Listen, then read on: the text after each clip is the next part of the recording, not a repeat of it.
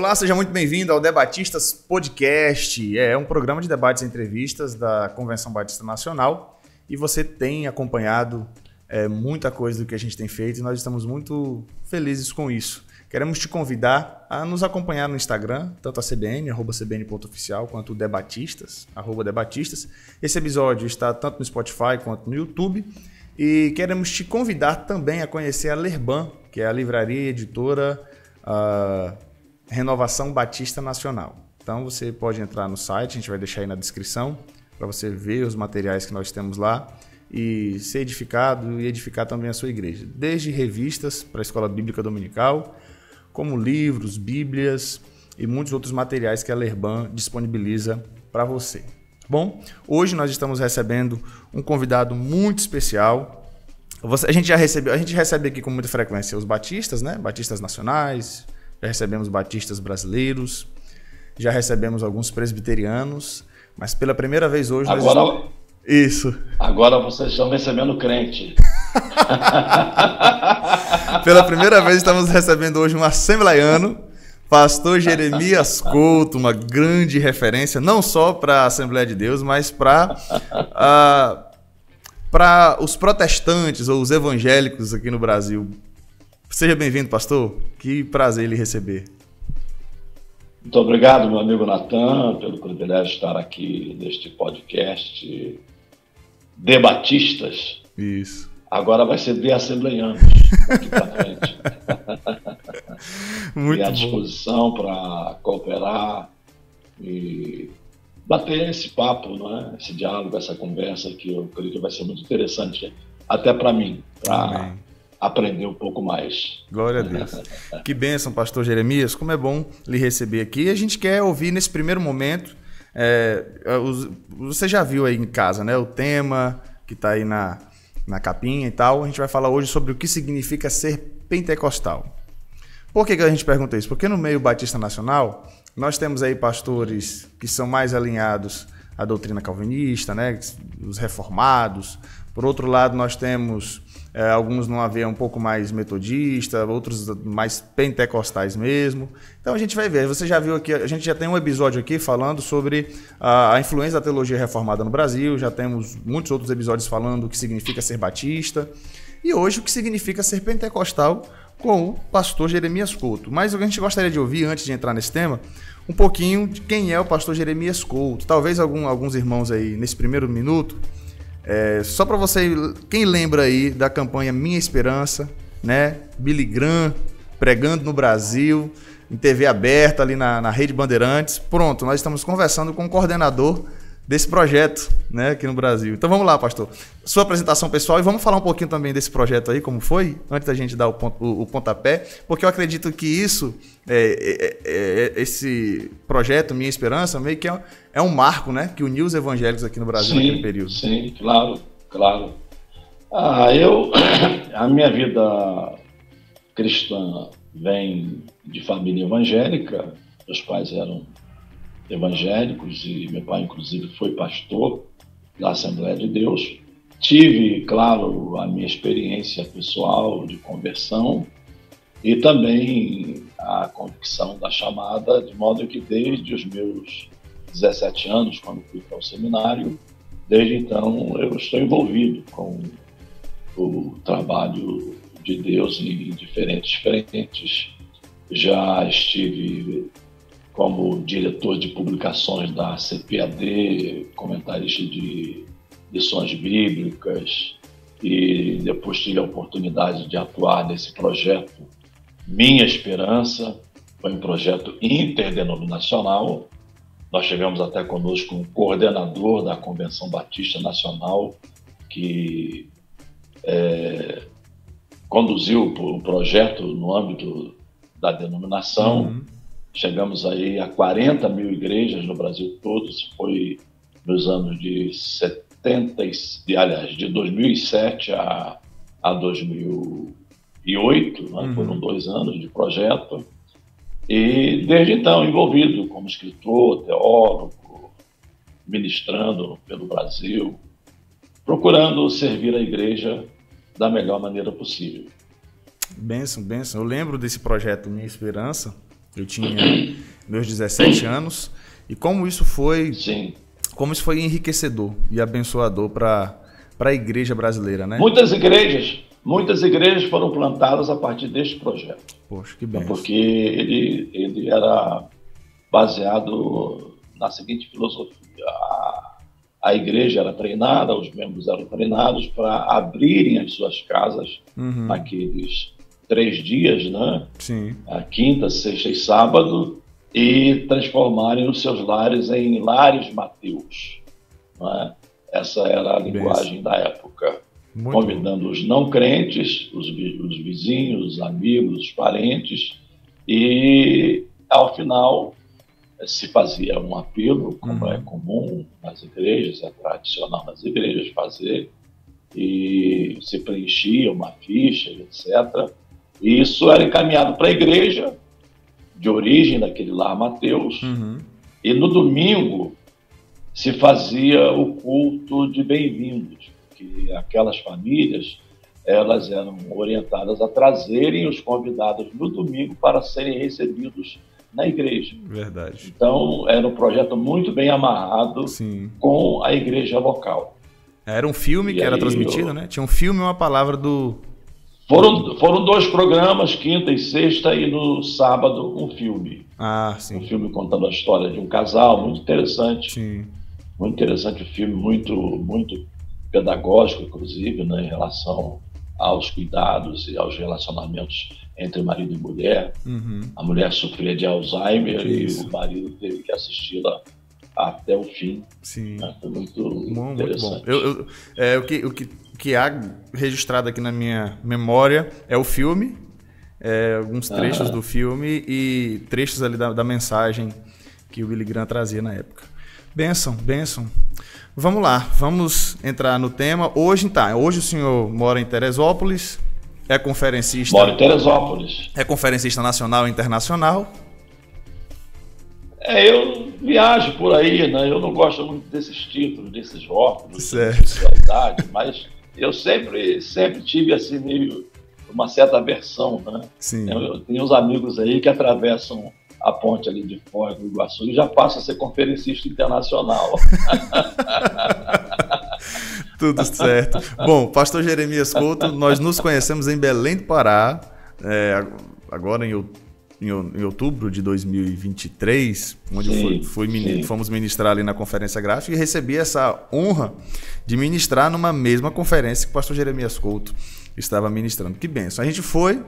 Eu voltei para Brasília, na semana seguinte ele voltou novamente a Belém. Voltei a Belém. Para você ver, né? Belém, na semana seguinte. Vive aí viajando, cruzando os rios, mas é isso, tirando os títulos, é um homem de Deus que tem viajado e ministrado a palavra do Senhor aos corações. Glória a Deus. Vamos lá então, pastor Jeremias. O que significa então ser pentecostal? Então temos muitos irmãos batistas, eu acredito até de outras denominações, que se dizem, eu sou pentecostal, ou até mesmo como alguns falam, eu sou calvinista, né? E parece que esse termo, ele pode abranger muitas coisas. Então, inicialmente, vamos trabalhar aqui sobre o significado do pentecostalismo, né? Um resumo histórico. Você poderia trazer para a gente um pouquinho desse resumo histórico, quando surgiu o pentecostalismo e como chegou no Brasil? Temos aí algumas coisas bastante interessantes, e a primeira delas é que o movimento pentecostal, como movimento, não é monolítico. Ele é um movimento com diversas tendências. Mas, basicamente, o movimento pentecostal crê na contemporaneidade dos dons espirituais, crê no batismo com o Espírito Santo como bênção distinta da salvação, e a maioria, digamos, daqueles que predominam no movimento pentecostal crê nas línguas estranhas ou no falar em outras línguas como evidência inicial do batismo com o Espírito Santo. Então, nós temos aí esse tripé básico para identificar o que é ser pentecostal. Agora, um detalhe bastante interessante, Natan, é que muitas pessoas pensam que o Espírito Santo só começou a se manifestar com o advento do movimento pentecostal, Uhum. com a Rua Azusa, etc., e que ao longo da história o Espírito Santo esteve ausente. E aí esse é um erro que se comete. O Espírito Santo age na vida da igreja desde quando ela foi inaugurada no dia de Pentecostes e ao longo da história. E esses dias eu estava conversando com um amigo e eu dizendo a ele que, inclusive, a própria reforma foi uma ação do Espírito Santo de Deus. Então, nós não podemos pensar com essa ideia reducionista de achar que o Espírito Santo só começou a agir na história da igreja com o advento do movimento pentecostal, com a Azusa Street, etc. Mas, falando em termos históricos,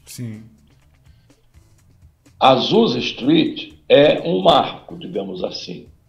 Mas você encontra manifestações pontuais, por exemplo, nós temos a Igreja Metodista do Chile, que em 1890 já tinha experimentado esse fenômeno. Nós temos a Igreja de Deus do Brasil, que antecede a Azusa e que já tinha experimentado esse fenômeno. Nós temos lá a Escola de Topeka de Charles Parham, né, que já era uma escola conduzida com essa perspectiva pentecostal da contemporaneidade dos dons, do batismo com o Espírito Santo, mas é com a Azusa que o movimento tem efervescência.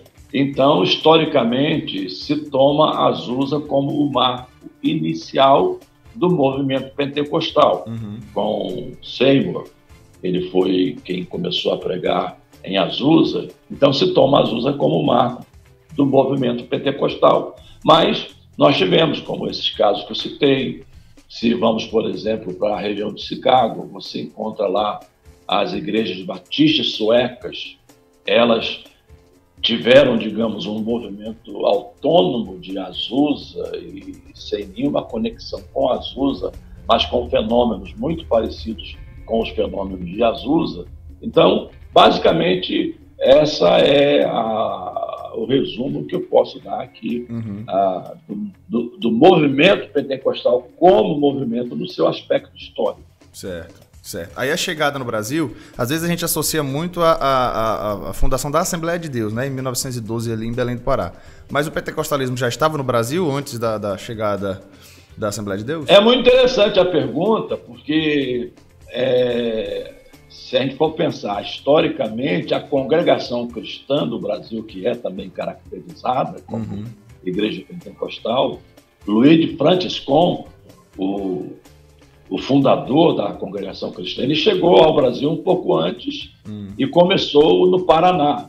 Eu diria que um ano antes, talvez, um ano antes, começou no Paraná, mas não teve aquela, digamos, aquele crescimento rápido e aquela presença marcante, como no caso da Assembleia de Deus. Então, aí também ocorre o mesmo caso de Azusa. A Assembleia de Deus ficou como a marca, né, da introdução do movimento pentecostal, com a vinda dos dois pioneiros suecos, Gunnar Wingre e Daniel Berg. Vieram como batistas, se instalaram na Igreja Batista, começaram a pregar também a doutrina do batismo com o Espírito Santo. Isso aí causou uma cisão e nessa cisão eles foram desligados, eles e os membros que aceitaram a nova fé, entre aspas, né? A pregação do batismo com o Espírito Santo, eles foram desligados da igreja. Esse desligamento foi feito em 2 etapas, né? Porque senão haveria aí um problema legal, jurídico, né? Então foi feito em 2 etapas e foram 17 pessoas que começaram a Igreja Assembleia de Deus no dia 18 de junho de 1911, né? E a igreja começou inicialmente com o nome de Missão de Fé Apostólica. Esse nome perdurou até 1918, até 1918. E em 1914, às vezes me confundo aí com as datas, né? Em 1914, lá nos Estados Unidos teve início as Assembleias de Deus, né? Aí é outra história. Entendi. Teve início as Assembleias de Deus. Então, em 1918, os missionários suecos, juntamente com os brasileiros, entenderam que deveriam mudar o nome para Assembleia de Deus. Então, em 1918, a Missão de Fé Apostólica passou a ter o nome de Assembleia de Deus, sem nenhum vínculo, digamos, com a Igreja Americana, né? No sentido de ser uma extensão da Igreja Americana. Ela é uma igreja nativa. Os missionários suecos depois passaram a ter vínculos com a Igreja Filadélfia, em Estocolmo, que passou a assumir e a dar cobertura aos missionários suecos. Então, em linhas gerais, o movimento pentecostal no Brasil é marcado exatamente pelo surgimento da Assembleia de Deus, embora Luiz Francisco tenha chegado um pouco antes e começado no Paraná a pregar também a doutrina pentecostal. Perfeito, perfeito. Muito bom. Acredito que traz um resumo interessante. Você que está em casa, coloque aí nos comentários, de repente, suas dúvidas. Inclusive, o pastor Jeremias Couto é bem ativo nas redes sociais. Sigam no Instagram, veja aí o seu perfil no YouTube também. Até para você ficar... Muito obrigado. Né? Até para ficar inteirado das obras. A gente já entrou aqui no resumo histórico, mas o senhor tem muitos livros lançados aí também, né, pastor Jeremias? Tem alguns livros, mas eu tenho uma grande parte ainda represada. E, se Deus quiser, quando era mais jovem, quando eu tinha aí por volta dos meus 30 anos, ou um pouco menos, eu era muito cobrado sobre escrever. Mas eu sempre trabalhei como editor. Editor profissional é muito exigente, é muito perfeccionista. Então eu exigia muito dos outros.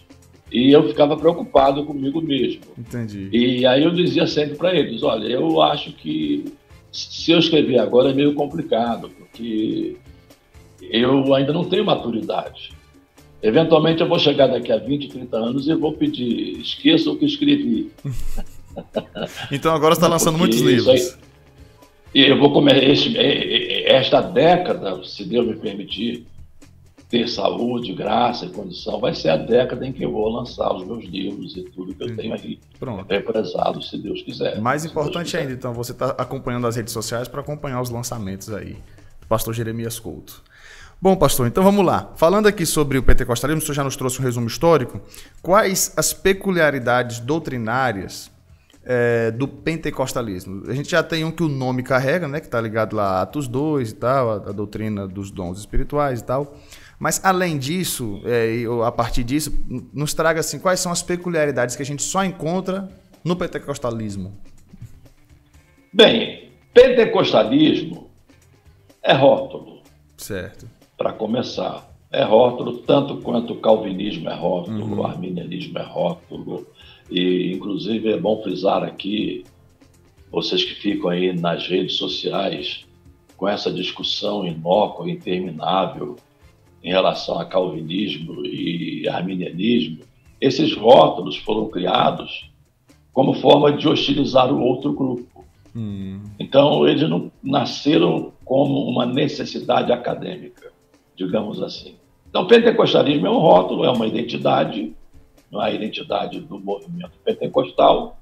E como eu disse aqui nas minhas palavras introdutórias, nós temos alguns pontos básicos que são característicos, doutrinariamente falando, para definir a pneumatologia pentecostal. Qual é a primeira característica? A primeira característica é o batismo com o Espírito Santo. Então, no movimento pentecostal, e aí já arranjaram aí um outro rótulo, o movimento pentecostal clássico, a distinguir de certos outros movimentos, mas eu não gosto de rótulos. No movimento pentecostal, o ponto básico é que o batismo com o Espírito Santo é distinto da salvação. Perfeito. Ou seja, é uma obra subsequente. Nós não podemos trabalhar com um conceito em que se converte e automaticamente a pessoa é batizada no Espírito Santo, embora no conceito pentecostal, embora uma pessoa possa ser salva e também ser imediatamente batizada no Espírito Santo, mas mantendo-se a distinção. Esse é o ponto fulcral, digamos assim, mantendo-se a distinção. E o outro... Batismo no Espírito Santo não é sinônimo de regeneração. Essa é a distinção. Exato. Excelente ponderação. Batismo com o Espírito Santo não é sinônimo de regeneração. Outro ponto, pelo menos para a maioria do movimento pentecostal, sobretudo em se tratando de Assembleia de Deus, é que as línguas estranhas são a evidência inicial desse batismo. Se a pessoa não tiver falado em línguas, ela não teria sido batizada. Né? Isso para esse segmento que predomina no pentecostalismo. E a terceira característica, né, que é básica do movimento pentecostal, é que os pentecostais creem na contemporaneidade dos dons, principalmente daqueles dons descritos ali em 1 Coríntios, capítulo 12. Embora a lista dos dons ali não seja exaustiva, mas são aqueles que têm mais conexão com essa questão de sobrenaturalidade. Então, os pentecostais creem na contemporaneidade dos dons espirituais. Esses são os 3 pontos básicos, cruciais, que caracterizam a pneumatologia pentecostal. Claro, a gente pode falar de fruto do Espírito, a gente pode falar de tantas outras coisas, mas eu diria que são o locus, né? O locus do movimento pentecostal, de maneira geral, pensando que o movimento pentecostal não é monolítico, ele é fragmentado. Falando ainda sobre o movimento pentecostal, porque surgem essas perguntas para nós, né? Nós somos batistas nacionais. Vocês são pentecostais, são reformados, como vocês se denominam? E nós nos autodenominamos batistas renovados, porque nós temos essa... A nossa pneumatologia é diferente dos batistas clássicos, né? Porque a gente traz a questão da evidência, da contemporaneidade dos dons e tal, do batismo no Espírito Santo subsequente à salvação, não necessariamente com a evidência de línguas, mas subsequente da salvação. Mas o que nos distingue muito também é a questão da eclesiologia, né? A maneira como os dons são tratados nas igrejas batistas. E aí é isso que eu gostaria de saber do senhor. Essa questão eclesiológica é um ponto que distingue os pentecostais? Não, todo pentecostal ele não tem, vamos dizer, o congregacionalismo como uma estrutura eclesiológica, e sim é episcopal. Ou existem igrejas pentecostais, denominadas claramente pentecostais, fazem parte do movimento, onde sua declaração de fé, elas são reconhecidamente pentecostais, que tem um outro modelo de governo diferente da Assembleia de Deus? Você poderia nos esclarecer um pouco isso aí? Sim. Por exemplo, se a gente olhar o movimento carismático anglicano, só para citar esse exemplo, é um movimento que a sua natureza eclesiológica é episcopal. É diferente da Batista Nacional, é diferente da Assembleia de Deus, se bem que a Assembleia de Deus é muito eclética nessa questão eclesiológica. Você encontra aí certas organizações eclesiásticas que se parecem com o sistema episcopal, você encontra outras que se parecem com o congregacionalismo.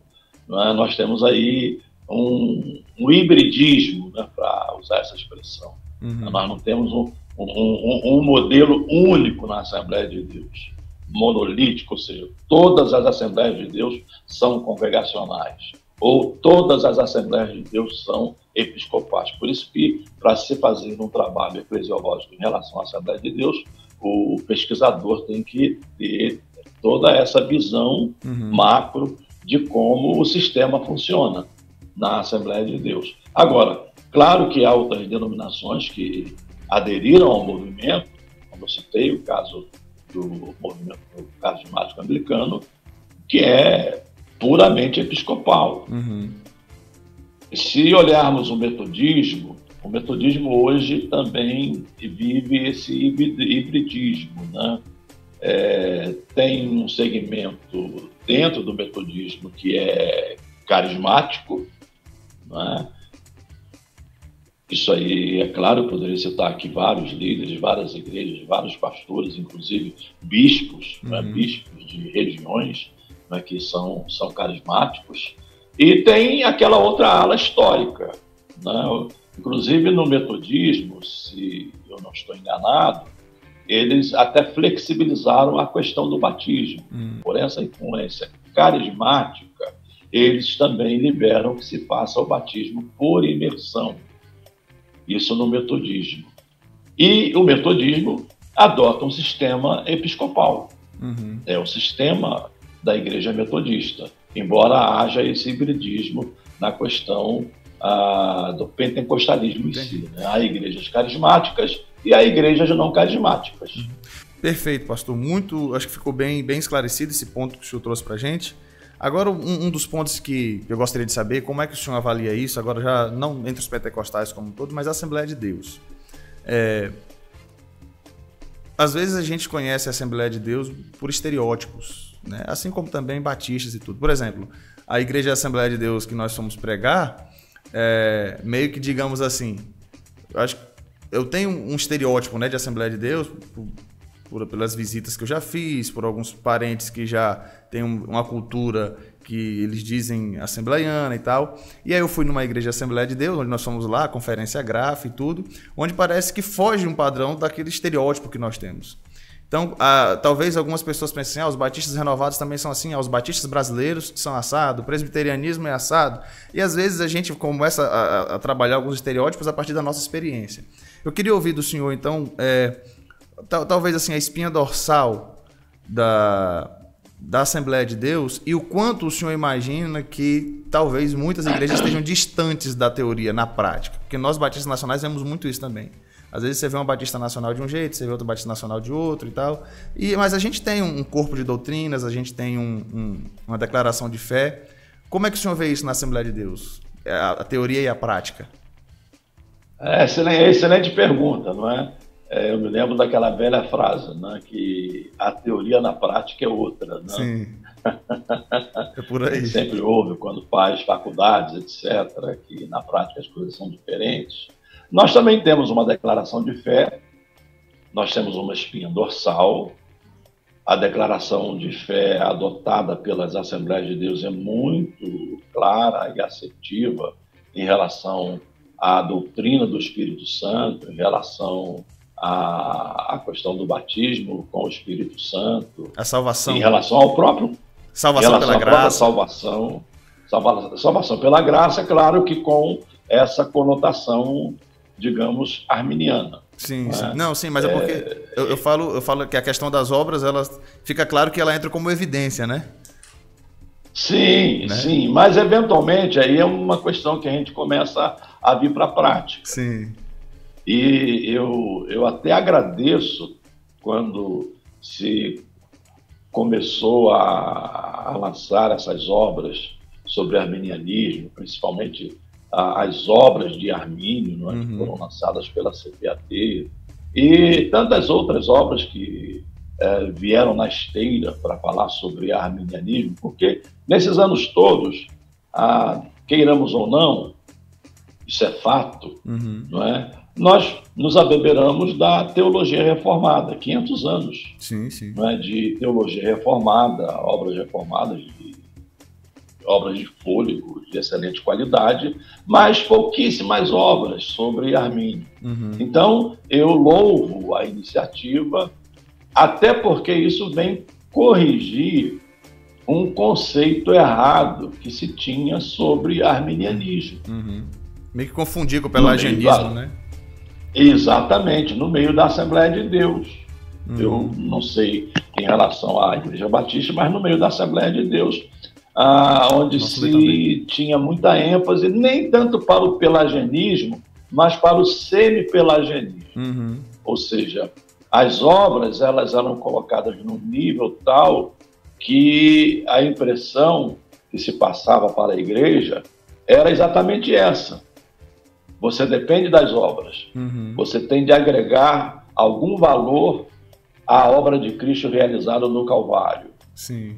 Ou seja, são obras complementares, digamos assim, para que você seja salvo.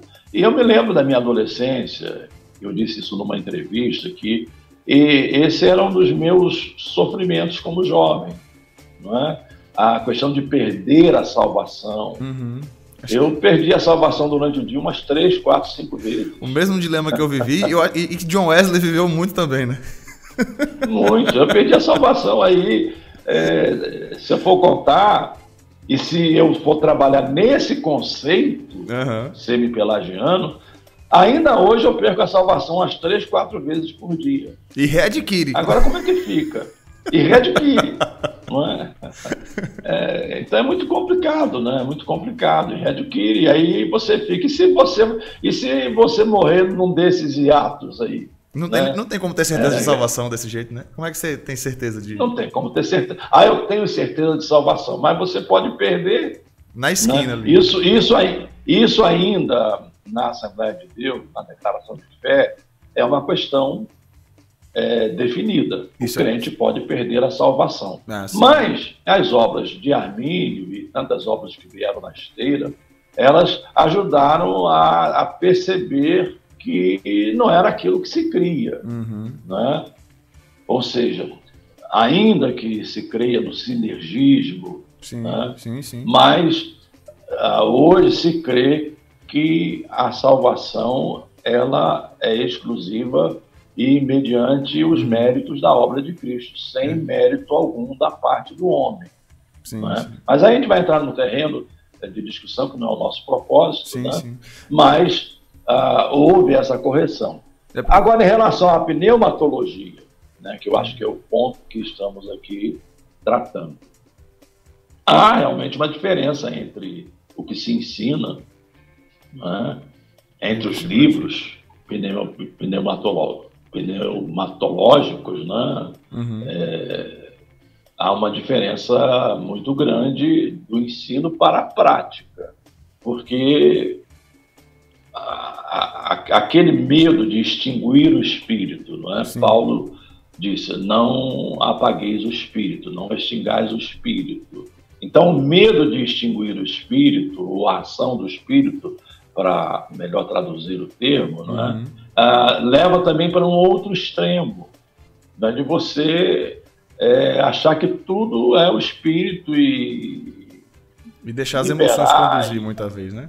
Deixar as emoções conduzirem o processo e as pessoas fazerem as coisas mais absurdas e essas coisas serem tomadas como ações do espírito, quando na verdade, no máximo, é uma reação humana.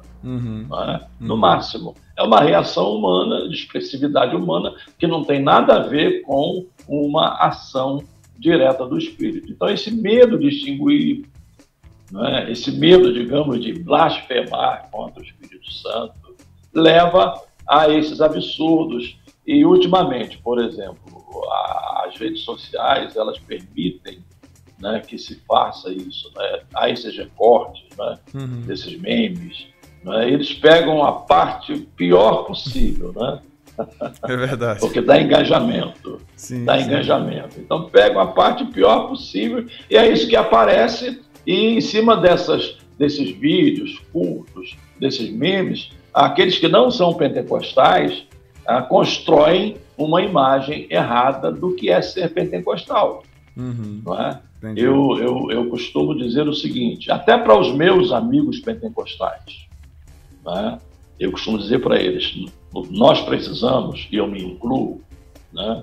Nós precisamos ler aí 10, 15, 20, 30, 40, 50, 100 vezes, pelo menos 3 capítulos que tratam do assunto. 1 Coríntios capítulo 12, 1 Coríntios capítulo 13 e 1 Coríntios capítulo 14. Se lermos esses capítulos sem óculos da tradição, né, sem óculos daquilo que deduzimos, sem óculos desses memes que assistimos aí quase todos os dias. E tem uns colegas nossos que gostam de fazer react, né? Sim. E aí eles abusam disso e a impressão que o povo tem é essa, que o pentecostalismo é essa, é isso. Mas se lermos 1 Coríntios 12, 1 Coríntios capítulo 13, 1 Coríntios capítulo 14, nós vamos perceber ali que Paulo disciplina o uso dos dons, por exemplo, na vida da igreja e no ambiente que era o ambiente da igreja de Corinto, um ambiente pagão, em que nesses cultos pagãos haviam fenômenos parecidos, e esses fenômenos eram trazidos para o culto, e o culto parecia um culto anárquico.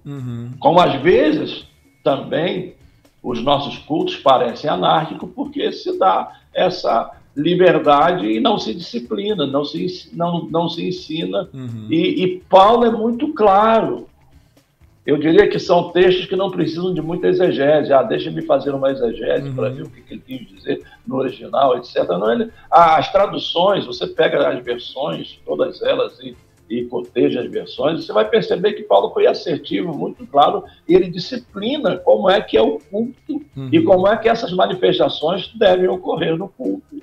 Perfeito. Em relação às línguas, falem 2 ou 3 e que haja intérprete. Se não houver intérprete, cada um fique calado consigo mesmo e com Deus. Em relação ao dom de profecia, também que falem 2 ou 3 no máximo. Né? Paulo disciplina isso. Né? Então, realmente, há muita distância entre a teoria e a prática. A teoria e a prática, né? Há muita distância. Né? Sim. Aí outros, deixe-me fechar o ponto, né? Outros, já com medo do abuso, né? Preocupados com o abuso, aí eles já vão para o outro extremo e aí caem no terreno que gerou o cessacionismo. Se você olhar a história, o que gerou o cessacionismo? Foi exatamente o misticismo que abundava na Igreja Católica, as aparições de Nossa Senhora, as lascas da cruz de Cristo, as cabeças de João Batista. Se for somar aí quantas cabeças tem de João Batista, temos aí talvez uma imensidão de cabeças de João Batista. E esses objetos eram venerados como se eles tivessem algum poder, né, de transmitir alguma graça. Então, esse misticismo que aflorou no período medieval e tomou conta da Igreja Católica, inclusive também dos chamados reformadores radicais, que punham a experiência quase que equivalente ou até acima da própria Escritura. Então, contra essas tendências, aí nasce o cessacionismo, que nega, ou seja, não é que eles neguem os milagres, não é da Escritura, não é, mas eles negam as manifestações dos dons nos dias de hoje, dizendo que eles cessaram também nos dias dos apóstolos. Entendi. Então, esse é o outro extremo, e aí tem que tentar buscar o equilíbrio, não é, entre ambas as posições. Perfeito, perfeito. Esses memes, como o senhor colocou, que realmente acontecem, eu acho que são a parte... É o efeito colateral, talvez, de se ter há uma distância entre a teoria e a prática, mas o que eu valorizo, tanto no pentecostalismo, quanto na doutrina reformada, digamos assim, e as duas grandes denominações que representam cada uma, que é a presbiteriana e a Assembleia de Deus, é essa clareza de quem nós somos, o que nós defendemos, né? Tipo assim, os memes, como o senhor falou, né? Tipo, o presbiterianismo, o pessoal vai falar de pedra de gelo, vai falar de sorvete, né? Já a Assembleia de Deus, a Assembleia de Deus é labareda.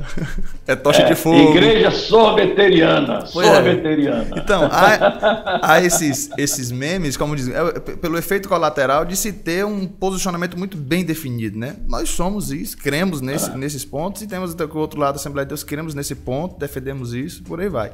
E aí, achar o equilíbrio disso, aí você vê o Hernando Dias Lopes, na Presbiteriana, tentando trazer esse equilíbrio, né?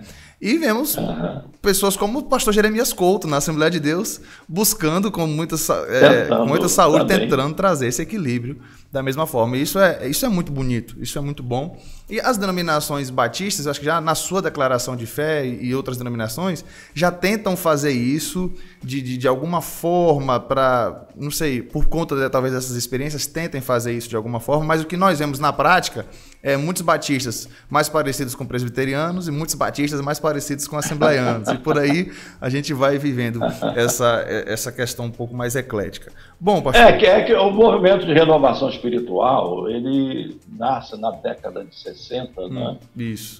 E ele tem as suas raízes aí em Belo Horizonte, né? Isso. Com João Rego Nascimento, com Ernesto Nínico. Isso. Rosalie Appleby, que aí no caso, que ela meio que ela é a mãe do movimento, não só entre os batistas, mas entre as outras denominações. Também. Exato. E aqui eu queria fazer um recorte, meu amigo. Sim, perfeito. Eu tive uma discussão no bom sentido, né, com o Granconato. Sim. Né, porque ele escreveu que o movimento de renovação surge em razão de infiltrados pentecostais nas igrejas batistas. E eu disse para ele, meu amigo, você está completamente equivocado. A Assembleia de Deus nunca trabalhou dessa forma de infiltrar pessoas nessas igrejas. O movimento de renovação espiritual é um movimento originário. Verdade. Ou seja, ele surge entre os batistas, e aí dei o nome dessas figuras que você mencionou, que eu mencionei, né, que foram, digamos, os pais do movimento, embora houvesse outras pessoas também que aderiram à renovação espiritual, que foi reconhecer exatamente, para não usar o termo pentecostalismo, reconhecer o continuismo. Isso. Porque, como você bem mencionou, como batistas, vocês não creem que necessariamente as línguas são evidência inicial do batismo com o Espírito Santo. Mas vocês creem na contemporaneidade dos dons e creem também no batismo como uma bênção distinta e subsequente à salvação. Perfeito. Muito bom esse recorte, pastor. Muito obrigado pela sua fala. E... assim, para que o papo não fique muito extenso, já estamos aqui com um bom tempo de bate-papo e que as pessoas possam compartilhar e assistir até o final. A gente já está caminhando para a finalização. Talvez você fique, poxa, agora que o papo estava ficando bom. Agora que começou a esquentar. Agora que estava esquentando, mas é isso. Quero agradecer, pastor Jeremias. Quando o senhor trouxe aí da sua experiência, da salvação, a gente caminhou aqui para a questão pentecostal, mas foi uma experiência muito... que eu vivenciei muito também, esse medo de perder a salvação. Então, assim, o senhor colocou que na declaração da Assembleia de Deus pode-se perder a salvação, mas o que a gente vê na prática não é a questão da perda da salvação, né? Como a apostasia, essa possibilidade. Mas a gente vê muito, e não só da Assembleia de Deus, porque eu vivenciei muito isso e vi isso muito no meio batista também, mas é essa questão de não só perder a salvação, mas você perder e readquiri-la com muita frequência, como se o livro da vida fosse riscado e reescrito. Então, mas o que eu entendo que a perda de salvação escrito na declaração de fé é aquela perda de salvação como está lá em Hebreus, né? É impossível que sejam reconduzidos, naquele sentido de que alguém foi salvo, foi iluminado, mas apostatou da fé e perdeu a salvação. Agora, assim, o que a gente vê na prática é aquela oscilação. A pessoa teve um pensamento ruim e perdeu a salvação, pediu perdão, readquiriu de novo. Não, inclusive, é muito interessante frisar isso, porque se combate muito, né? Você sabe que a polarização é muito grande. Sim. Né? Tem calvinistas que, entre aspas, odeiam os arminianos e há arminianos que odeiam os calvinistas. Sim. Isso é ponto pacífico, né? E aí o que acontece? Os arminianos vêm cheios de pedras contra aqueles que tentam fazer uma ponte. Sim, não é? Essa tentam fazer uma ponte. Mas eles se esquecem de uma coisa, que há aqueles chamados arminianos de 4 pontos. Uhum. Eu não sei como é que eu não sei como é que é em relação à Batista Nacional, né? Mas a Convenção Batista Brasileira, hoje, na sua declaração de fé, ela é arminiana de 4 pontos. Não é? O que significa de 4 pontos? Porque no 5º ponto, ela crê na perseverança dos santos. Não é? Sim, perfeito. E aí as pessoas tomam aquela frase, uma vez salvo, salvo para sempre, e torcem a palavra, aquela expressão. Não, perseverança dos santos não é isso, uma vez salvo, salvo para sempre. Perseverança dos santos é que a salvação de Jesus, concedida por Cristo, ela é perfeita, ela é completa, ela é definitiva, ela é suficiente, ela é eficaz. Perfeito. Então, ele salva do princípio ao fim, né? Do começo ao fim. Aí eu tenho de usar aquele conceito atribuído a John Stott, não é? Fomos salvos da pena do pecado, estamos sendo salvos do poder do pecado e, finalmente, seremos salvos do corpo do pecado mediante a glorificação final. Perfeito. Agora, mas temos de ter obras. Se a gente não fizer obras, a gente perde a salvação. Você já leu bem essa questão das obras? Olha aí. Meu ponto de vista meu ponto de vista está ligado mais ao galardão. Quando falamos de obras na Escritura, essas obras não são produto do esforço humano. Eu vou repetir aqui. Não são produtos do esforço humano, mas é o Espírito Santo que nos sustenta em nosso dia a dia e nos faz, e nos leva à prática, digamos, das boas obras. E quando a gente lê lá, por exemplo, Gálatas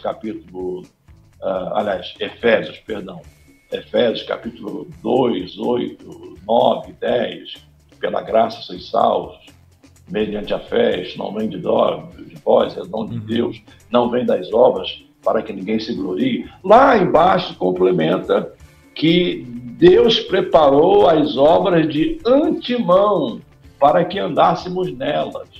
Em outras palavras, é o Espírito Santo, e aí você vai para Gálatas, capítulo 5, ali se faz o contraponto entre as obras da carne e o fruto do Espírito.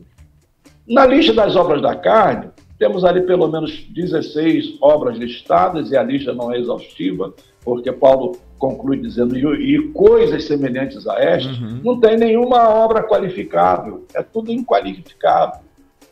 Em outras palavras, somos uma porcaria só. Né? Dependendo única e exclusivamente da ação de Deus. Exatamente. Então, as obras, não somos nós que... vou agora botar um tijolinho aqui para ajudar na minha salvação. Não, agora vou colocar aqui vou fazer construir esse muro, subir um pouco mais, vou pintar de amarelo, vou pintar de azul, ou alguma coisa mais para ajudar na minha salvação. Meu amigo, pare com isso. Isso não ajuda em nada. A obra de Cristo é completa, perfeita, eficaz, suficiente. Glória a Deus. E é a obra de Cristo. Ou seja, a mesma graça que salva é a mesma graça que santifica. Então, para os meus queridos irmãos que têm essa concepção um pouco distorcida, nós temos arminianos de 4 pontos, porque percebem na Escritura o ensino claro da perseverança dos santos. Amém. E eu não sei como é que vocês são aí, esse ponto nosso ponto é definido na sua declaração de fé, né? Não fica tão claro na nossa declaração de fé. Agora tem um livro do pastor Herbert Borges, que é um estudioso da nossa denominação, da origem, inclusive das doutrinas, e é um livro que foi lançado aqui pela Lerban, Batistas Nacionais, Origens, Doutrinas e Práticas, onde ele traz uma declaração um tanto polêmica para muitos batistas nacionais, né? Porque ele faz o estudo da nossa declaração de fé e ele vai trazer as declarações batistas clássicas e mostra que a nossa declaração de fé ela é mais alinhada à doutrina calvinista. Né? Ele mostra ali, isso não fica claro no nosso documento, não é uma coisa que está clara, mas ele diz, pela Ordo Salutis, a maneira como os pontos vão aparecendo na nossa declaração de fé, você percebe que ela é mais alinhada ao calvinismo. Agora, esse é um ponto de vista que ele traz no livro dele, né? E, obviamente há as discordâncias e tal, mas é muito bom. Inclusive, se alguém se interessar, procure na Lerban, é um livro muito bom que vai trazer esse alinhamento. Eu estou fazendo uma pesquisa no nosso inário, na Enologia Assembleiana, da harpa cristã, uma pesquisa acadêmica, né? E o que eu estou percebendo é exatamente isso. Os nossos hinos são mais aliados à Ordo Salutis, digamos, da fé reformada, do que da fé arminiana. Olha aí. Tá vendo que interessante? Isso na enologia assembleiana, na enologia da harpa cristã. Eu acho que é por isso, o Marco Teles, um amigo meu, muitas boas músicas aí que ele tem lançado, tem alcançado muitas pessoas ultimamente. Eu já vi alguns episódios, um podcast dele, inclusive lá no Bibotalk, falando sobre as igrejas reformadas, que ele se identifica como reformado, Marco Teles, né? E ele dizendo, as músicas que cantam nas nossas igrejas são músicas oriundas do pentecostalismo. Aí ele vai falar, por exemplo, de músicas clássicas, que acho que muitos até do Asaf Borba e tal. Ou seja, não que a doutrina necessariamente seja pentecostal, mas eram pessoas declaradamente pentecostais e que faziam músicas que os reformados, inclusive, concordavam teologicamente e eram cantadas nas igrejas deles, né? Para você perceber, né? E é bom se eu trazer isso. A enologia, em certo sentido, é uma expressão da teologia que a igreja professa, né? Então, talvez aquilo que a gente deve refletir, talvez muito realmente da nossa prática, esteja bem distante do que os nossos documentos estão apresentando, né? Exatamente. É isso, pastor Jeremias, muito obrigado. Suas palavras finais aí para a gente finalizar o nosso episódio. Meu amigo, eu só fico lisonjeado no bom sentido do termo, né? Claro, só para esclarecer para alguns cabeçudos, né? Eu fico feliz, me sinto agraciado e por vocês se lembrarem de mim, né? De poder contribuir com esse podcast e eu espero que isso traga bastante contribuição para aqueles que vão assistir, né? Porque esse aqui não é só ouvindo, esse aqui também se assiste, né? Vendo, né? Então, e transmitir um abraço a todos os nossos ouvintes, telespectadores e também aos líderes da Igreja Batista Nacional, são amigos. Amém. Eu quero dar aqui um abraço a eles e dizer que estamos juntos pelo reino. Amém. Eu tenho dito a muitos amigos meus, não é, que as minhas fronteiras hoje não são denominacionais. As minhas fronteiras são o reino de Deus.